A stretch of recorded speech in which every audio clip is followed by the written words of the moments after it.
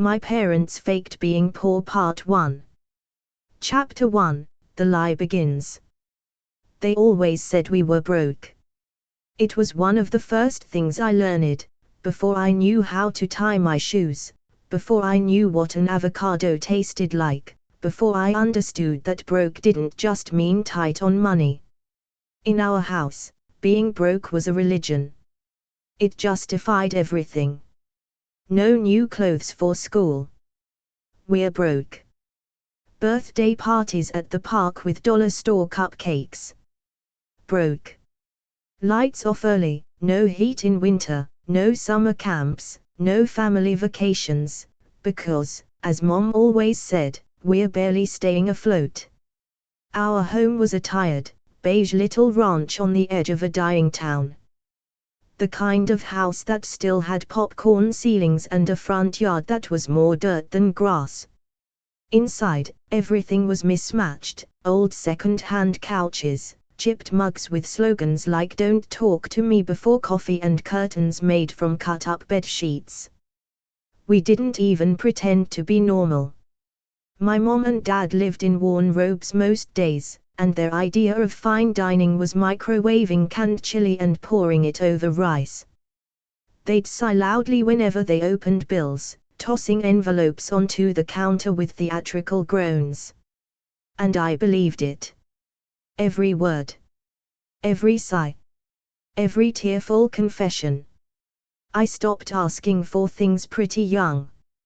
No Barbies, no soccer camp, no sleepovers that involved gift-giving. When I was 12, I started helping pay for groceries using babysitting money. By 16, I was working full-time after school, and when my dad hurt his back and couldn't work anymore, I took over his share of the rent too. Mom always cried when I handed her cash.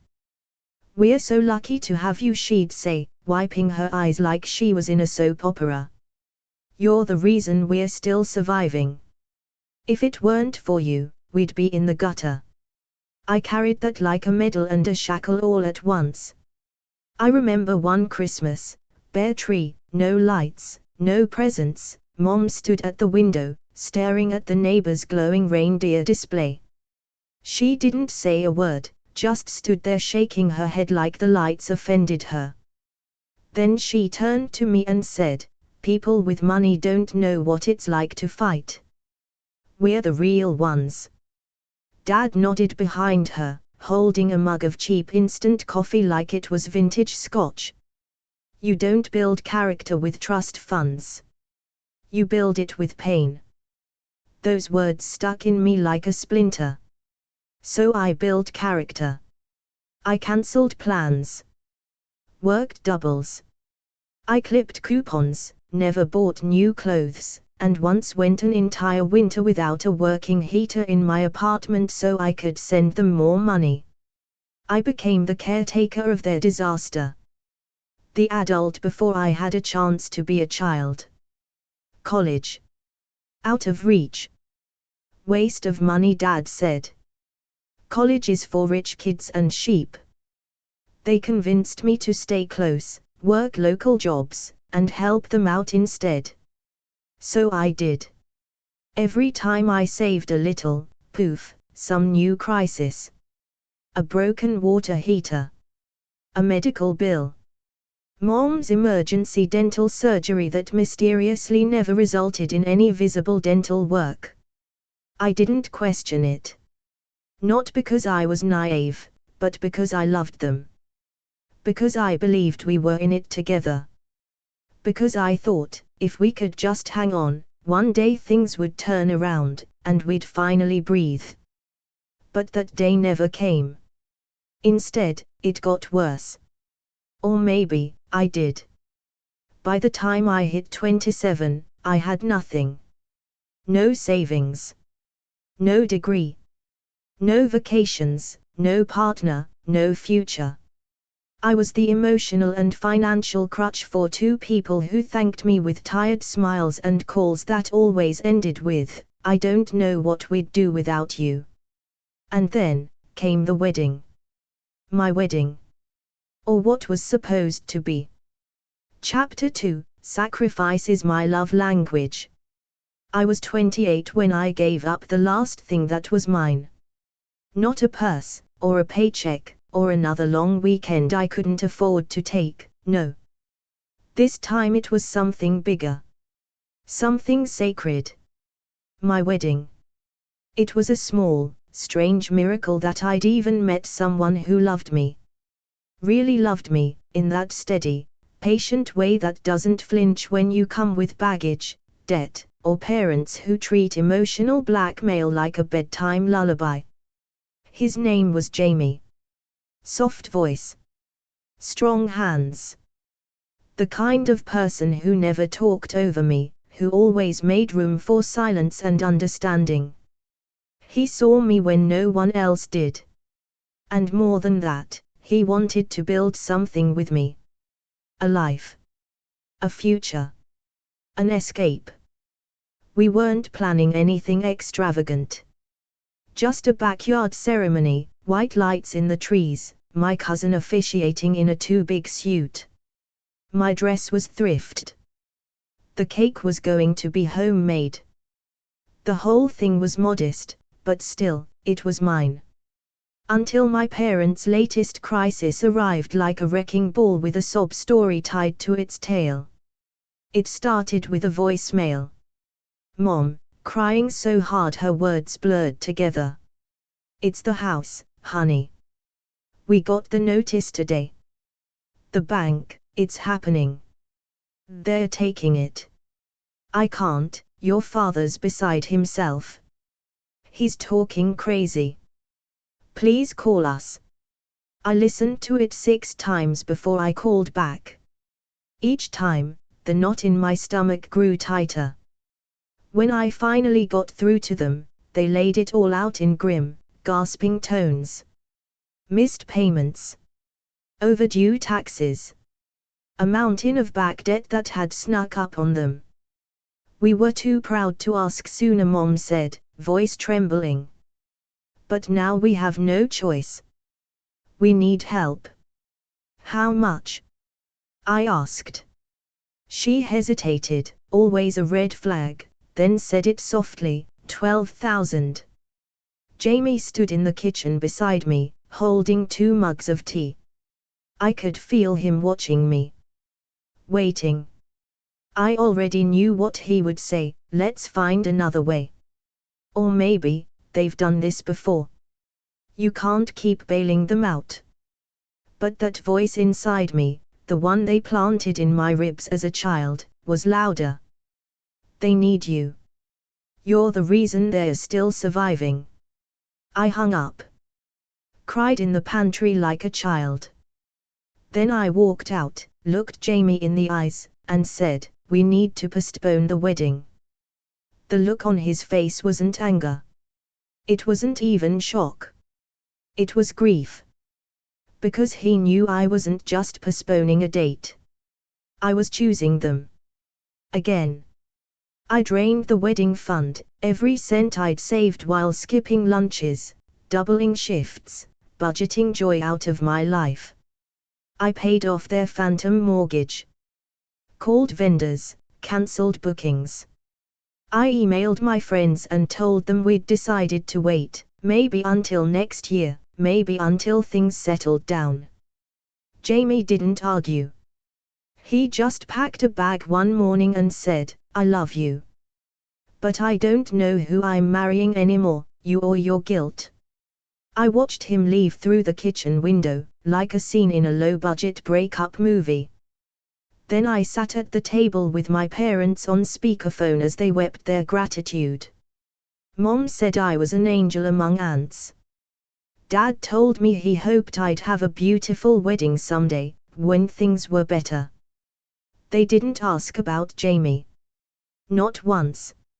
Later that night, as I lay in bed alone, I heard a sound. At first, I thought it was just the wind, but no. It was me. Laughing. A short, sick, bitter laugh. Because something had snapped. Or maybe cracked. I gave them everything. My childhood. My savings. my relationship, my future. And still, it never felt like enough. Chapter 3, A Wedding with No Vows. The day that was supposed to be my wedding was overcast. That weird, silent kind of grey where the sky looks like it's holding back tears, but never quite cries. I remember thinking, perfect. Even the weather has the decency to be disappointed. It was a Saturday. Late spring. I woke up at 6 out of habit, heart pounding. For a split second, I forgot. Thought I had to get to the salon. Meet the florist. Check on the cake. Be the bride. But there was no salon. No florist. No cake. There was just me, in my tiny apartment, wearing a college hoodie I never got to earn, staring at the ghost of a life I'd almost had. The silence was unbearable. I turned on the TV, then turned it off again. Ate toast standing over the sink. Cried when I saw the white sandals I bought for the rehearsal dinner, still tacked and tucked in the corner. They hadn't even been expensive, but they looked like hope, now they just looked pathetic. I checked my phone out of reflex. Nothing from Jamie. Of course. I scrolled through old messages, our venue confirmation, the silly Pinterest boards he'd actually helped me make. In one, I had pinned a photo of a backyard wedding with a Labrador carrying the rings. I remember him laughing and saying, "That's the one. We'll train my uncle's dog." That board still existed, untouched. It felt like looking through a window into a parallel universe where I had chosen myself. At noon, my mother called. I stared at the screen, torn between answering and throwing the phone across the room. I picked up. "Hey, baby," she said softly. Her voice was syrupy, like she was offering condolences for someone else's loss. "Hi. I was just thinking about you today. I know it's hard." Hard. The word landed in my gut like a punch. "You cancelled your wedding for us," she continued. "And I just want you to know, we see you. Not a lot of kids would do what you did." I waited for something more. Anything. But that was it. No offer to visit. No suggestion that they'd help me rebook, rebuild, recover. Just a pat on the back from the very people who pushed me to burn everything down. "I don't even know who I am anymore," I said, surprising even myself. "I don't have anything left." "Oh honey, don't say that," she murmured. "You have us." That was the problem. That night, I drove by the little venue we'd picked, a restored barn with fairy lights strung across the rafters. The parking lot was empty. I got out and walked around the back. Everything was locked up, but I peeked through the window. Someone else's wedding had just taken place there earlier in the week. Leftover petals were scattered on the floor. Chairs were still stacked in the corner. It looked happy. A little messy, a little imperfect, but full of life. I stood there for a long time, forehead pressed against the cool glass, until the security light flicked on and scared me back into my car. At home, I curled into the couch with a bottle of cheap wine and turned on a movie I didn't watch. The credits rolled and I was still staring blankly at the screen. Eventually, I drifted off, fully clothed, makeup smudged, heart hollow. I dreamed I was standing at the altar, alone, wearing that thrift lace dress. Guests were seated, but they were all turned away from me, watching a different ceremony happening behind a curtain I couldn't see through. I kept trying to get their attention, but my voice didn't make any sound. When I woke up, I knew something had shifted. A new emotion had crept in, quieter than sadness, deeper than anger. Suspicion. For the first time, I asked myself, Where exactly did that $12,000 go? Chapter 4, The Photo That Ruined Everything. It started with insomnia. The kind that doesn't come from coffee or stress, but from annoying, bottomless ache. The kind that keeps you hovering just below sleep, staring into the dark as your mind replays every choice that brought you here. It had been 2 weeks since the non-wedding. Jamie was gone. My apartment felt less like a home and more like a holding cell, every room filled with memories of a life paused too long. I was lying on the couch at 2:13 a.m., the kind of exhausted where your body is heavy but your brain won't shut off. I did what I always do when I want to feel less alone, mindless scrolling. Instagram. Facebook. Stories I wasn't tagged in. Posts from old classmates I hadn't spoken to since high school. Engagement announcements. Vacation selfies. Children with faces squished against frosting-covered birthday cakes. Then, I saw her. It was a repost. A mutual friend of a friend, someone I hadn't seen in years, had shared a story, a boomerang of clinking champagne glasses on a yacht, all manicured hands and sparkle filters. I was about to swipe past when I saw the username tagged in the corner. @SelineRoyaleOfficial. Something tugged at me. I tapped. The profile was private, but the name. Celine Royale. It sounded fake. A stage name. A joke. But the profile picture. I stopped breathing. It was my mother. Not maybe. Not sort of. Her. She was mid-laugh, wearing oversized sunglasses, red lipstick, and a silk headscarf that looked like it cost more than my rent. A yacht gleamed behind her. The wind was catching her hair just right. She looked like she belonged in a 90s perfume ad. I sat bolt upright. My heart started pounding so hard I could hear it in my ears. No way. This had to be a mistake. A doppelganger. An old photo from a friend's vacation. A prank. But then I noticed the comments under the reposted story. @SelineRoyaleOfficial is a whole vibe fire.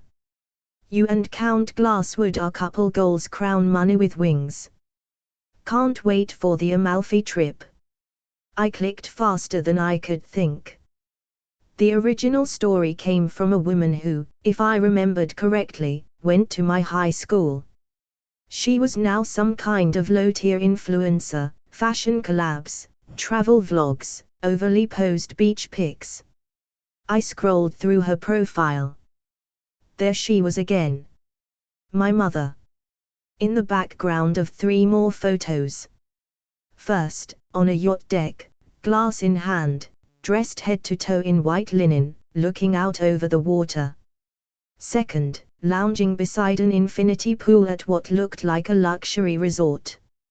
Her legs crossed, toenails painted, reading a book in French. Third, a group photo, arms around 2 women in designer swimwear, laughing with a man whose face I couldn't quite see. My stomach turned over. This wasn't a one-time thing. This wasn't a surprise vacation someone else had paid for. This was a life. A curate, documented, luxurious life. A life I knew nothing about. I stared at my cracked phone screen for a long time, as if it might blink and tell me I'd imagined it all. But no. The images stayed. She was living a second life. One with yachts and champagne, silk robes and sunsets on the Amalfi coast. While I was skipping meals and selling my future to pay for their supposed struggles, she was sipping from gold-rimmed glasses under a fake name like some kind of discount aristocrat.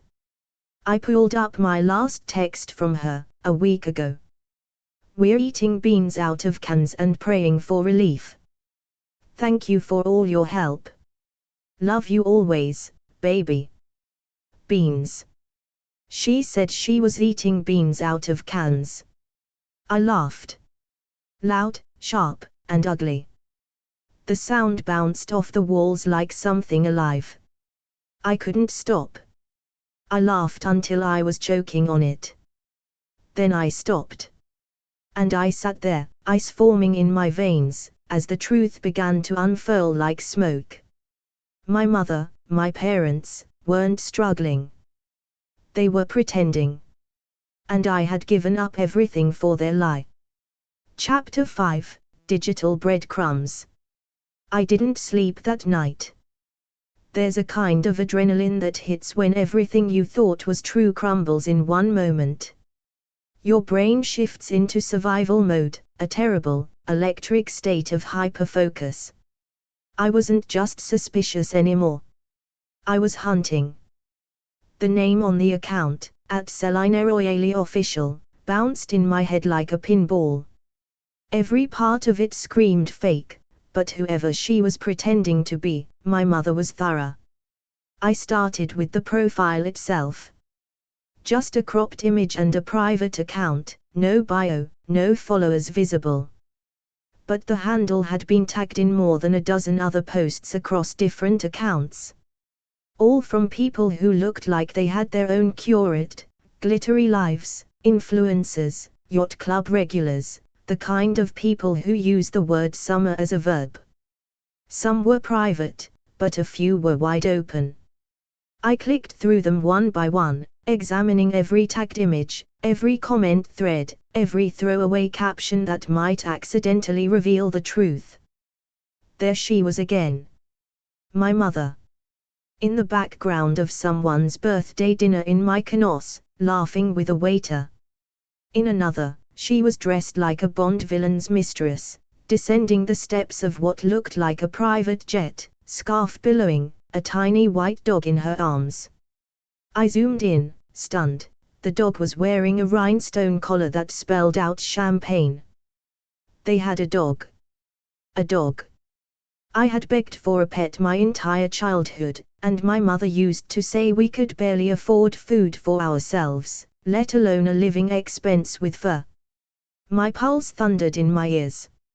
I opened a note on my phone and started compiling a timeline, screenshots, usernames, locations, everything. I wasn't just upset anymore. I was methodical. A detective with a cracked heart and a Wi-Fi signal. Some posts were geotagged. Others had captions that named specific restaurants, hotels, resorts. I cross-referenced them with dates, built a rough map. Amalfi. Ibiza. Nassau. St. Bart's. Monte Carlo.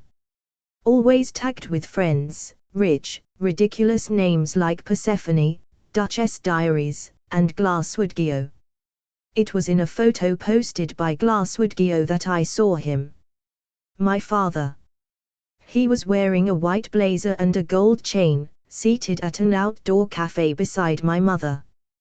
His hair was slicked back, and he had a glass of something sparkling in his hand. He was smiling. Big. Confident. The kind of smile I hadn't seen in real life since I was 12. In the comments, someone had written, "The Count and Countess looking fabulous, as always." The Count. And Countess. I thought I might vomit. My father had been on disability for 5 years. He limped, groaned, and moaned about nerve damage every time he picked up the remote. I once rushed him to the ER because he said he couldn't feel his left leg. But here he was, looking like a retired Bond villain, toasting the sunset with a 6-figure watch glinting on his wrist. And that's when it hit me. The names. Celine Royale. Count Glasswood. These weren't just aliases. These were characters. They weren't simply living a second life. They were performing it. Building a whole fantasy world with costumes, fake names, and secret circles of wealthy friends, all while I played the faithful, struggling daughter back home, funding their escape act. I went digging deeper. Public records, business registries, domain name databases. I didn't even know I knew how to do this, but grief and rage turn you into things. Eventually, I found a connection. A small LLC registered under the name Royal Glasswood Holdings located out of Delaware. Vague, tax-sheltered, and completely opaque. But on a hunch, I googled the business address. It was the same location listed for a private financial consulting firm. I scrolled their client portfolio. Luxury car dealerships, wine importers, travel concierge services, private jet brokers, and one line at the bottom, discreet client management for ultra-high net worth individuals. That's when I knew. This wasn't just some lottery win or lucky stock tip. They had been planning this, hiding this, protecting this. While I had been pawning heirloom jewelry to keep their lights on, they were sipping vintage Bordeaux on the top deck of a boat named, I kid you not, La Verite Catchy. The hidden truth. I stared at the name and let out a sharp, breathless laugh. Because now, I was sure. I hadn't just found a lie. I had found an entire empire of them. And I was just getting started.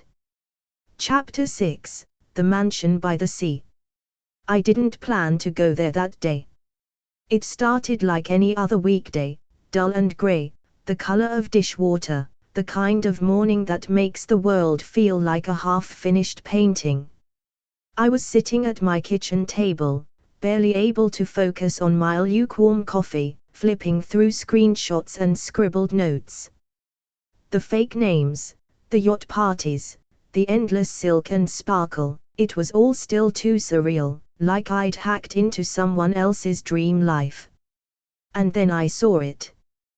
Buried in the metadata of a photo from at Duchess Diaries, another vacuous, over-filtered socialite, was a GPS coordinate.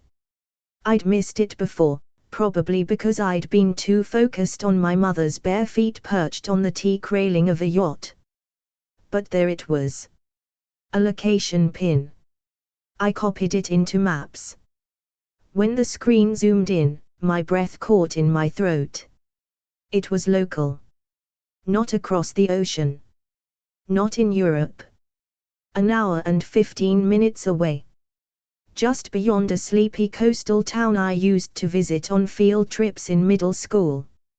My heart began to race.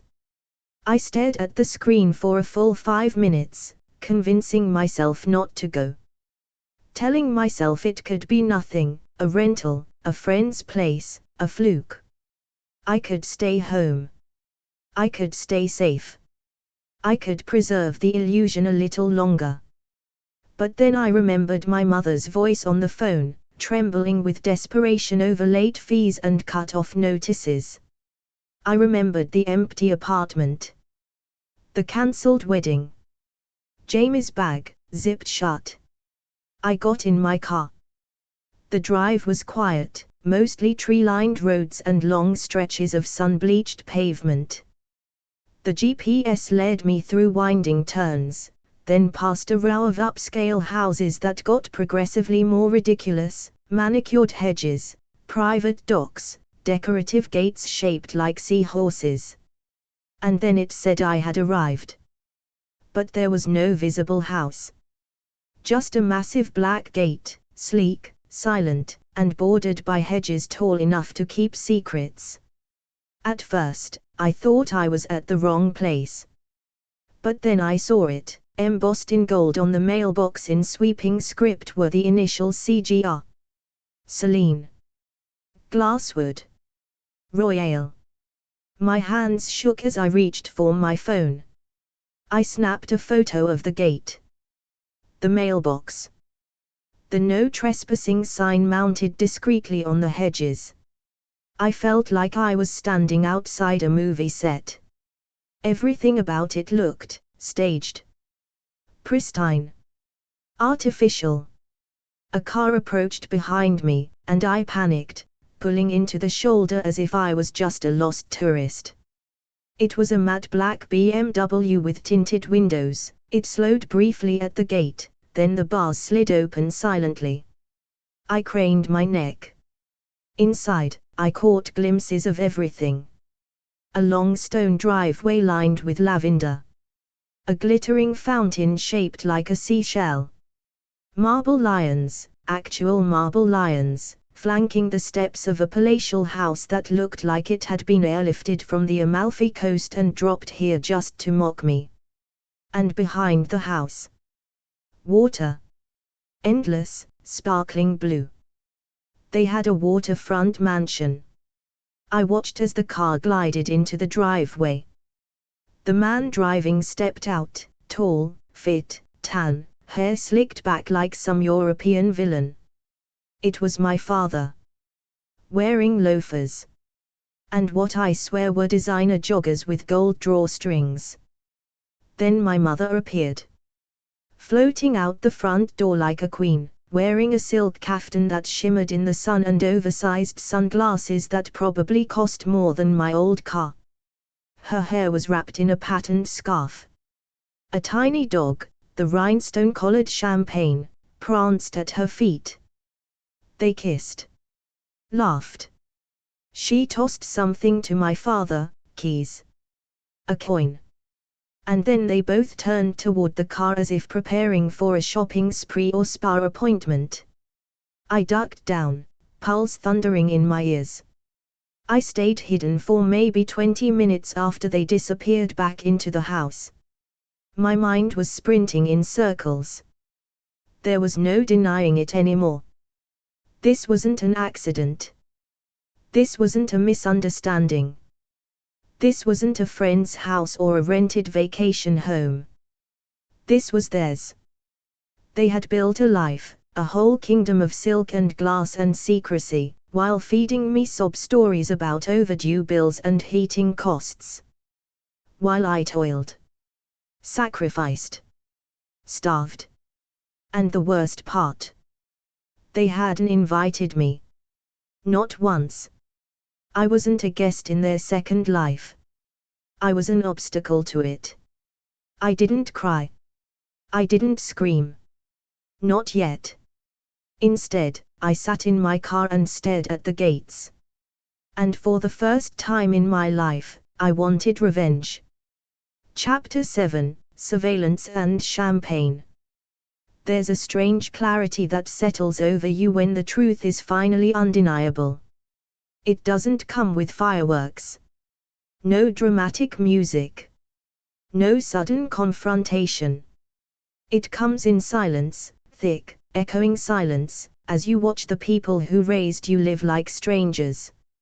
Aliens in silk robes and luxury sunglasses, sipping their secrets behind golden gates. I became a ghost in my own parents' world. I started with the obvious, watching. I drove out to the mansion every day for a week, always at different times. Early morning. Midday. Sunset. Sometimes I'd bring coffee. Sometimes I wouldn't even leave the car. I parked down the road, behind the thick hedges, just out of view of the gate cameras. It wasn't paranoia, I had scoped the black domes mounted discreetly on the gateposts. I knew they were watching. But they never saw me. Day by day, the truth revealed itself in fragments, absurd, glittering fragments of a reality that looked like it had been curated for a luxury magazine. On Monday, I watched my father, the man who claimed he could barely stand for more than 5 minutes, jog out the front gate in designer athletic wear, earbuds in, water bottle strapped to his waist. He wasn't limping. He wasn't grimacing. He looked like a man in his prime, tan and toned and full of energy.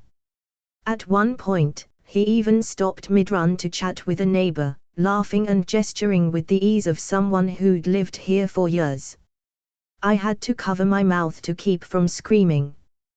Tuesday, I saw a delivery truck roll up with 6 crates of imported wine, real wine, not the $5 bottles I used to sneak home for birthdays.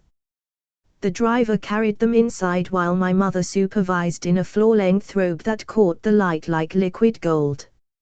She sipped something from a crystal flute as he worked. Champagne, probably. Champagne in the morning. On Wednesday, a woman I didn't recognize arrived. She wore all black, tailored, clean, and carried a silver case. An hour later, she left with a Pomeranian that looked suspiciously like champagne, now wearing a new leash and freshly groomed fur that puffed out like cotton candy. They had a private groomer. For the dog I was never allowed to have. Thursday, I watched them host guests. Men in silk blazers.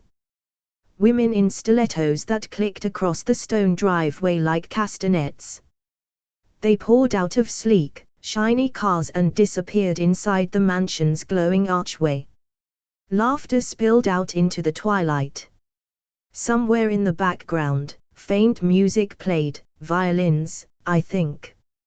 Live.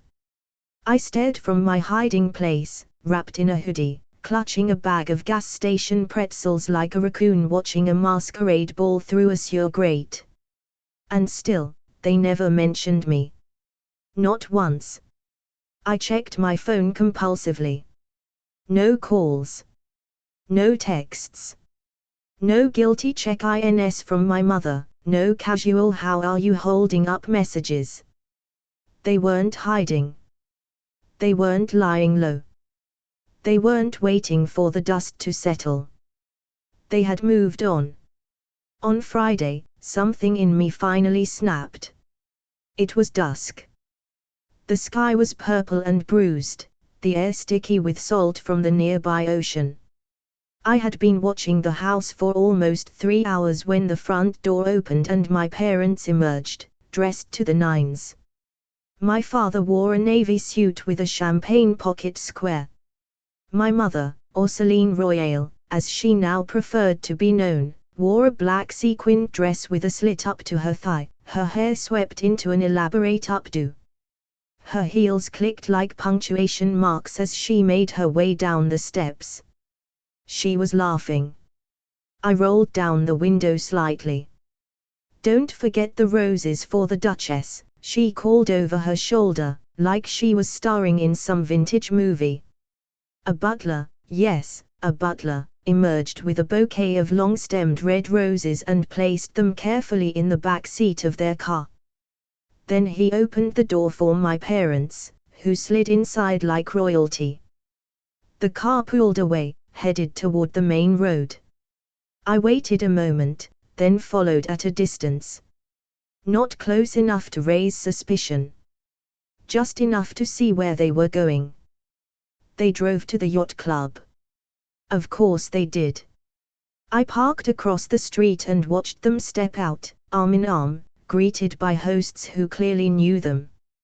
My mother kissed a man on both cheeks. My father handed off a bottle of something in a velvet pouch. They laughed, posed for a photo, and disappeared behind glass doors glowing gold from within.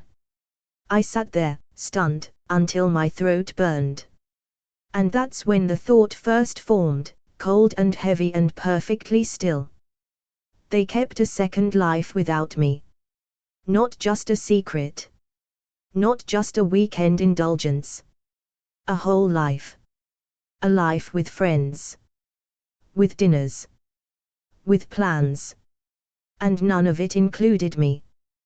They hadn't forgotten me. They had erased me. I sat in my car that night until the street emptied and the sky turned black. I stared at the empty curb where their luxury car had been, still hearing my mother's laughter ringing in my ears.